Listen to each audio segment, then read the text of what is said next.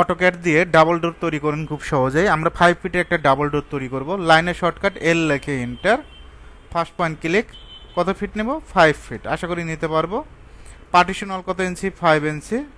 5, এদিকে 2, এদিকে 2, এদিকে 1, এদিকে 3।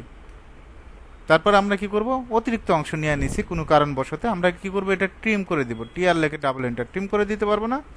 আবার লাইন নেব এই পয়েন্ট থেকে 7 ফিট। কত ফিট? 7 ফিট। একইভাবে এই পয়েন্ট থেকে 7 ফিট।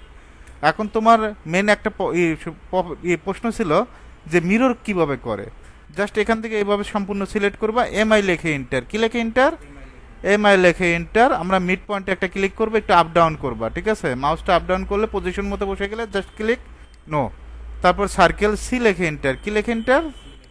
এই পয়েন্ট থেকে আমরা মিডিলে একটা ক্লিক করব, আবার এই পয়েন্ট থেকে এই পয়েন্টে একটা মিডিলে ক্লিক করব।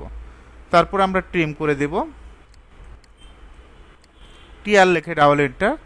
এখন এটা কত ফিটের ডাবল ডোর হলো? 5 ফিটের। ডিএলআই লেখে enter, first point, second point. অবশ্যই পয়েন্ট টু পয়েন্ট সঠিকভাবেই ধরতে হবে। First point, second point, 5 fit.